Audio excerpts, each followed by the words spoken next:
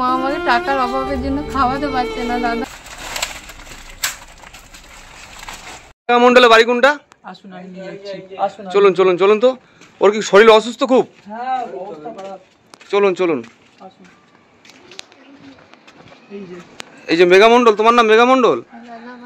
তোমার কবে থেকে অসুস্থ, কবে থেকে তুমি? আমি গত 9 মাস ধরে আমার এই অবস্থা। 9 মাস ধরে অসুস্থ? 9 মাস ধরে আমার এই অবস্থা। ও কি হয়েছিল তোমার অ্যাকচুয়ালি? আমি ভুল করে অ্যাসিড করে খেয়ে ফেলেছিলাম, দিয়ে তারপরে আজকে আমার এই অবস্থা। আমার ডাক্তারে বলেছে, ধরা পড়েছে রিপোর্টে যে আমার খাদ্যনালীটা পুড়ে গিয়ে চিমসে গেছে, আমি মুখে কিচ্ছু খেতে পারবো না। আমাকে অপারেশন করে নল দিতে হবে, রাইস টিউব দিতে হবে পেটের ভেতরে। আমাকে দেয়া হয়েছিল, সেই রাইস টিউবটা ডাক্তারে চেক আপ করাতে গিয়ে খুলে গেছিলো। আমার তিনবার ওটি হয়েছে। 3 বার ওটি হয়েছে? আর এইবারে ওটিটা আমার সব থেকে বড় ওটি হয়েছে। আমার অনেক রিস্ক ছিল দাদা। আমি ঠিক করে এবারে ওটিটা আমাকে ডাক্তারে জবাব দিয়ে দিয়েছিল, বলেছিল আমি বাঁচতে পারবো না, আমাকে না বাঁচানো, আমাকে পিজিতে রেফার করেছিল।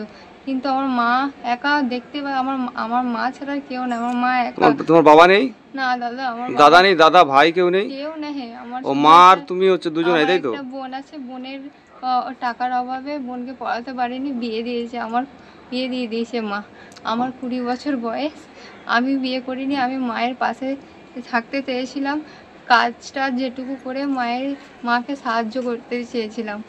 এখন সমস্যা হচ্ছে আমাকে টাকার অভাবে আমার মা আমায় চিকিৎসা করাতে পারছে না।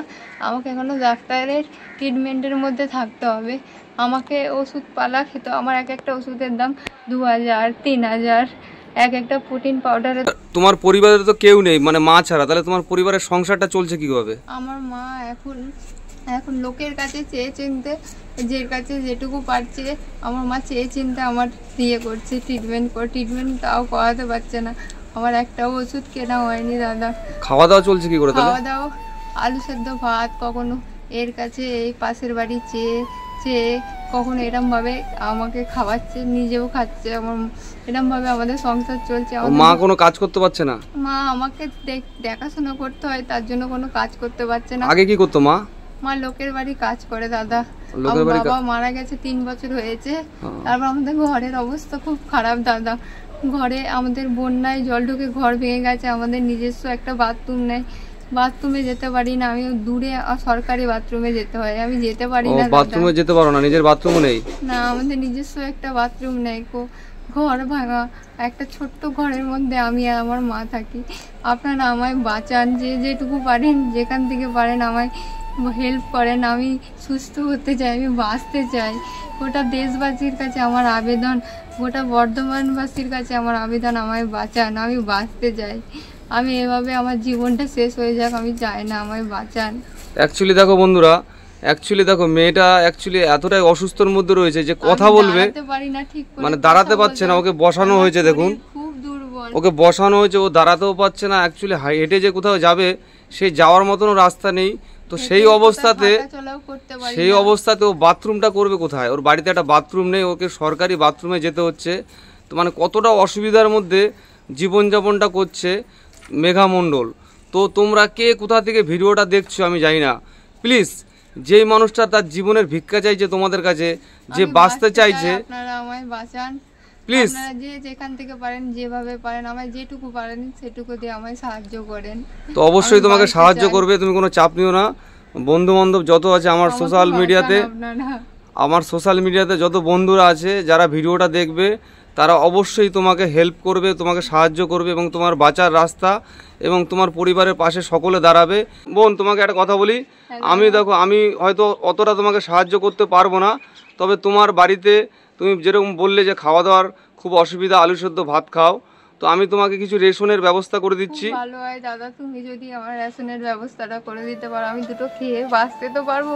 আমার মা আমাকে টাকার অভাবের জন্য খাওয়াতে পারছে না দাদা, যদি খুব ভালো হয় যদি তুমি রেশনের। ঠিক আছে, অসুবিধা নেই, আমি রেশনের ব্যবস্থাটা তোমাকে করে দিচ্ছি। ঠিক আছে, আমি আসছি, এসে তোমাকে রেশনটা আমি দিয়ে যাচ্ছি। ঠিক আছে? আচ্ছা দাদা, খুব ভালো হয়। ঠিক আছে।